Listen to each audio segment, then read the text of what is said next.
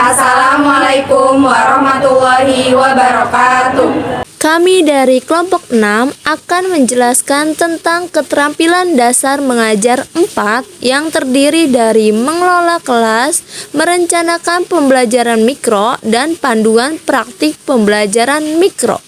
Kelompok kami, Naiki Nuryani, Cindy Rajna Putri, Cintia Riswanti, Dede Mufliha, dan Robiatul Asriah.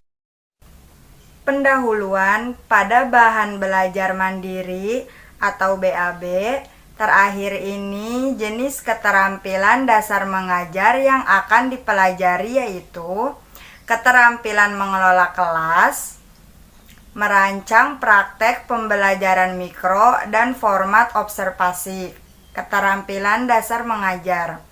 Dengan demikian, jenis keterampilan dasar mengajar yang akan dibahas yaitu hanya satu. Yang pertama, keterampilan mengelola kelas, sedangkan yang kedua, materi yang lainnya merupakan panduan untuk melakukan praktik dan berlatih untuk menyiapkan. Oleh karena itu, setiap calon maupun para guru harus mempersiapkan dan membina kemampuan mengajarnya. Keterampilan dasar mengajar secara terencana dan dilakukan secara kontinu sehingga memiliki kemampuan yang profesional. Beberapa kemampuan tersebut di atas merupakan bagian tak terpisahkan dari jenis-jenis keterampilannya yang telah dipelajari sebelumnya. Dan seluruh jenis keterampilan dasar mengajar tersebut harus terus dilatih dan dikembangkan oleh setiap calon maupun para guru. Latar belakang keterampilan mengelola kelas. Dalam pandangan modern, bahwa mengajar tidak hanya diartikan sebagai proses menyampaikan pengetahuan dari guru kepada siswa, melainkan mengajar adalah proses mengelola lingkungan pembelajaran agar berinteraksi dengan siswa untuk mencapai tujuan pembelajaran yang diharapkan. Dari pengertian tersebut, maka implikasi bagi guru berfungsi sebagai fasilitator pembelajaran, yaitu menciptakan suasana dan lingkungan pembelajaran yang kondusif sehingga dapat memfasilitasi kemudahan belajar bagi siswanya. Terdapat beberapa unsur penting yang harus menjadi dasar rujukan bagi guru dalam memimpin kegiatan pembelajaran, yaitu yang pertama, proses mengelola lingkungan guru sebagai fasilitator pembelajaran memiliki tugas profesional untuk melakukan penataan lingkungan pembelajaran dengan cara merencanakan, menciptakan kondisi lingkungan, memanfaatkan lingkungan pembelajaran secara maksimal, dan melakukan pengawasan atau monitoring terhadap lingkungan pembelajaran sehingga dapat dimanfaatkan sepenuhnya untuk kepentingan pembelajaran. Yang kedua adalah interaksi antara siswa dengan lingkungan melalui peran guru. Sebagai fasilitator pembelajaran adalah menciptakan kondisi pembelajaran yang berinteraktif, yaitu proses mengkomunikasikan antara lingkungan pembelajaran yang telah dipersiapkan agar dimanfaatkan atau berinteraksi dengan siswa. Yang ketiga, ada mencapai tujuan pembelajaran dari proses menata, mempersiapkan, dan memanfaatkan lingkungan untuk kepentingan belajar siswa. Sasaran akhirnya adalah untuk mencapai tujuan pembelajaran yang diharapkan. Dengan demikian, dalam proses pembelajaran, semua aktivitas yang dilakukan oleh guru, termasuk aktivitas pengelolaan lingkungan pembelajaran, semuanya diarahkan untuk mencapai tujuan pembelajaran tersebut. Setiap pendekatan tersebut memiliki karakteristik yang berbeda-beda, sehingga penerapan dan pengembangan pengelolaan kelas yang dilakukan tergantung dari pendekatan pengelolaan mana yang menjadi rujukan atau dasar teori yang dipakai oleh guru dalam mengembangkan sistem pengelolaannya. Pengertian pengelolaan kelas menurut Weber 1977 berdasarkan pendekatannya dapat diklasifikasikan menjadi 3 pengertian. Yang pertama ada pendekatan otoriter atau authoritative approach, yang kedua ada permissive atau permissive approach, dan yang ketiga ada modifikasi tingkah laku. Selanjutnya, saya akan menjelaskan yang pertama berdasarkan pendekatan otoriter atau authority approach, yaitu pengelolaan kelas adalah kegiatan guru untuk mengontrol tingkah laku siswa. Guru berperan menciptakan dan memelihara aturan kelas melalui penerapan disiplin secara ketat atau Weber. Tentu saja, pendekatan otoriter di sini bukan berarti guru memiliki kekuasaan yang sewenang-wenang yang tanpa batasan-batasan tertentu ataupun tanpa kaidah yang menjunjung tinggi nilai-nilai pendidikan. Oleh karena itu, setiap tindakan yang dilakukan oleh guru dan pihak-pihak lainnya terkait dengan pengelolaan sistem pembelajaran harus berpedoman pada nilai-nilai luhur pendidikan. Dengan demikian, segala perbuatan dan tindakan yang dilakukan selalu dalam batasan atau koridor pendidikan. Berdasarkan pada pengertian pendekatan otoriter yang telah dijelaskan, maka terdapat dua unsur pokok utama yang harus menjadi kepedulian guru dalam melaksanakan pengelolaan kelas. Melalui pendekatan otoriter, yaitu mengontrol tingkah laku siswa dengan melakukan pengawasan yang baik dan kontinu terhadap segala bentuk aktivitas siswa. Melalui pengawasan yang berkelanjutan, siswa akan selalu merasa diperhatikan oleh guru. Pengawasan dari guru bukan hanya memfokuskan pengawasan atau perhatian terhadap kemungkinan munculnya perilaku menyimpang dari siswa. Akan tetapi, terhadap perilaku positif yang ditunjukkan oleh siswa juga tak luput dari pengawasan atau perhatian dari guru. Misalnya, ketika siswa yang selalu datang ke sekolah tepat waktu, maka guru harus memberikan apresiasi sehingga siswa akan merasa bangga bahwa perilaku yang ditunjukkannya itu mendapatkan perhatian dan pengawasan dari guru. Selanjutnya, menciptakan dan memelihara aturan dan disiplin yang ketat. Guru atau sekolah harus membuat aturan atau ketentuan yang akan mengatur perilaku kehidupan di sekolah.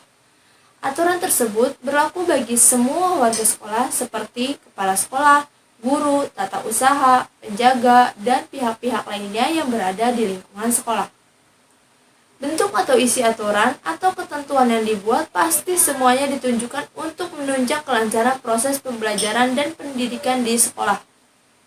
Dan yang kedua, berdasarkan pendekatan permisif, yaitu merupakan pengelolaan kelas sebagai upaya yang dilakukan oleh guru atau sekolah untuk memberikan kebebasan kepada siswa melakukan berbagai aktivitas sesuai dengan yang mereka inginkan. Pengertian yang kedua ini tentu saja bertolak belakang dengan pendapat pertama. Menurut pandangan permisif, fungsi guru adalah bagaimana menciptakan kondisi siswa merasa aman untuk melakukan aktivitas di dalam kelas tanpa harus merasa takut dan tertekan. Pengelolaan permisif dalam mengelola kelas bukan berarti siswa bebas tanpa batas. Aturan dan ketentuan yang harus ditaati oleh seluruh warga sekolah tetap ada. Hanya saja, aturan tersebut tidak mengekang siswa ketika siswa melakukan berbagai aktivitas di dalam kelas ataupun di sekolah. Selanjutnya ada pendekatan modifikasi tingkah laku. Gagasan utama dari pendekatan modifikasi tingkah laku yaitu bahwa pengelolaan kelas merupakan upaya untuk mengembangkan dan memfasilitasi terjadinya perubahan perilaku yang bersifat positif dari siswa dan berusaha semaksimal mungkin untuk mencegah munculnya perilaku negatif dan untuk memperbaiki perilaku negatif yang dilakukan oleh siswa. Selanjutnya ada pengelolaan dan pembelajaran. Pengelolaan dan pembelajaran dapat dibedakan tapi memiliki fungsi yang sama. Pengelolaan tekanannya lebih kuat pada aspek pengaturan lingkungan pembelajaran, sementara pembelajaran yaitu berupa proses mengelola atau memproses lingkungan pembelajaran agar berinteraksi dengan siswa untuk mencapai tujuan pembelajaran. Contoh dari aspek pengelolaan seperti jika di dalam kelas terdapat gambar yang dianggap kurang baik atau tidak pada tempatnya ditempelkan di dinding sehingga akan mengganggu konsentrasi siswa dalam belajar, maka guru memindahkan ke tempat yang lebih cocok. Pada dasarnya, inti dari pengertian pengelolaan kelas tersebut memiliki kesamaan dengan pengertian dan penjelasan pengelolaan kelas yang telah dikemukakan dalam pembahasan sebelumnya, terutama bisa ditelaah dari beberapa unsur sebagai berikut. Yang pertama, ada keterampilan menciptakan dan memelihara kondisi belajar yang optimal, yaitu pengelolaan kelas atau lingkungan pembelajaran baik melakukan pendekatan otoriter, permisif, maupun modifikasi tingkah laku selalu ditunjukkan pada upaya menciptakan kondisi pembelajaran yang kondusif untuk menunjang terjadinya proses pembelajaran. Yang kedua, ada mengatasi gangguan, baik yang bersifat sementara maupun kemungkinan jenis gangguan yang berkelanjutan, yaitu melalui upaya pengelolaan kelas atau lingkungan pembelajaran. Guru harus dapat mencermati kemungkinan-kemungkinan munculnya gangguan dalam pembelajaran atau referensi, baik gangguan yang kelihatannya kecil dan tidak membahayakan, apalagi gangguan yang besar dan yang akan merugikan. Terdapat komponen-komponen pengelolaan kelas. Yang pertama, ada model tindakan yang terdiri dari preventif, represif, dan modifikasi tingkah laku. Preventif yaitu upaya yang dilakukan oleh guru untuk mencegah terjadinya gangguan dalam pembelajaran. Represif, keterampilan represif sebagai salah satu unsur dari keterampilan pengelolaan kelas. Maksudnya adalah kemampuan guru untuk mengatasi, mencari, dan menemukan solusi yang tepat untuk memecahkan permasalahan yang terjadi dalam lingkungan pembelajaran. Modifikasi tingkah laku. Modifikasi tingkah laku yaitu bahwa setiap tingkah laku dapat diamati. Oleh karena itu, bagaimana ketika tingkah laku yang muncul bersifat positif, maka tentu guru harus memberi respon positif agar kebiasaan baik itu dapat dipelihara. Yang kedua, peran guru. Guru sebagai fasilitator dan organisator pembelajaran memiliki peran yang amat penting dalam menciptakan lingkungan pembelajaran kelas yang kondusif, antara lain seperti mendorong siswa mengembangkan tanggung jawab individu terhadap tingkah lakunya.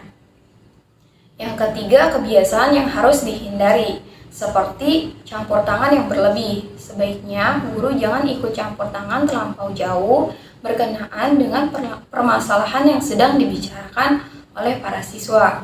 Yang kedua, kesenyapan. Dalam keterampilan mengajar, tentu kesenyapan diperlukan dengan harapan untuk membangkitkan perhatian dan motivasi siswa.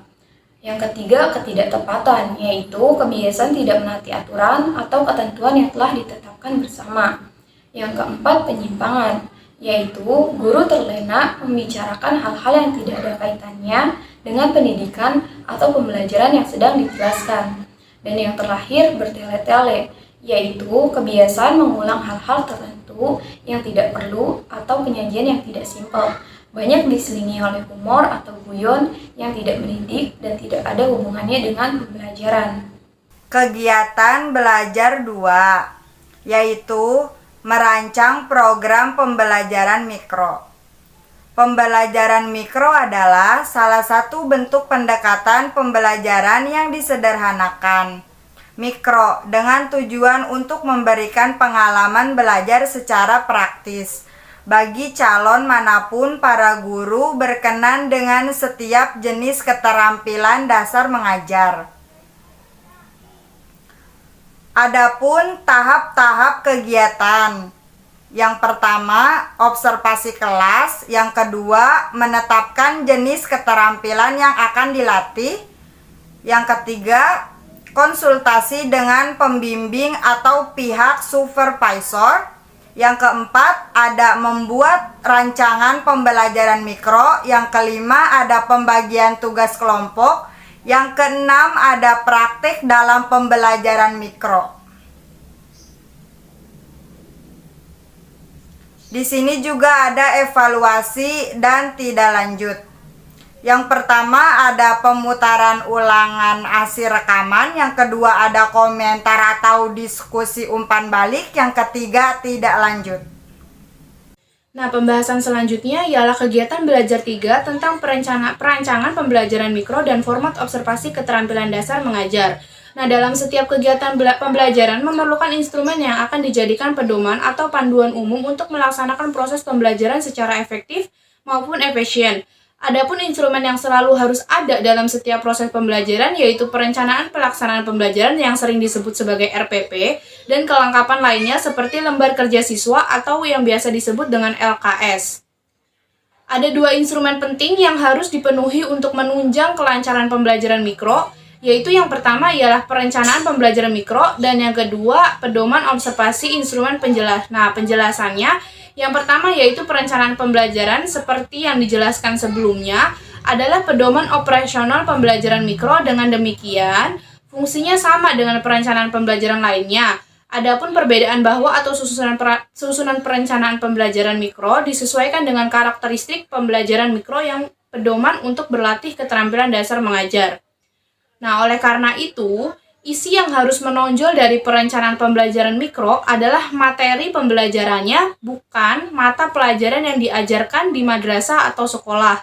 Akan tetapi, jenis keterampilan dasar mengajar sebagai materi yang akan dilatihkan, misalnya materi pembelajaran, adalah keterampilan membuka, keterampilan menutup, keterampilan menjelaskan, keterampilan memberikan variasi stimulus, dan lain sebagainya. Instrumen kedua dalam pembelajaran mikro adalah pedoman observasi, yaitu format pengamatan yang berisi unsur-unsur yang dinilai dari setiap jenis keterampilan dasar mengajar yang sedang dilatihkan setiap peserta yang berlatih keterampilan dasar mengajar melalui pembelajaran mikro.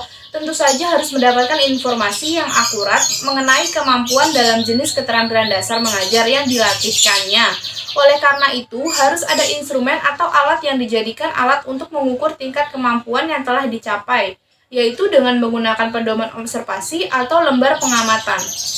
Selanjutnya, contoh model perencanaan pembelajaran dan format observasi pembelajaran mikro seperti yang telah dijelaskan dalam kegiatan pembelajaran sebelumnya, bahwa perencanaan pembelajaran mikro atau rencana pelaksanaan pembelajaran RPP mikro pada dasarnya adalah merupakan pedoman operasional kegiatan pembelajaran yang akan dilakukan.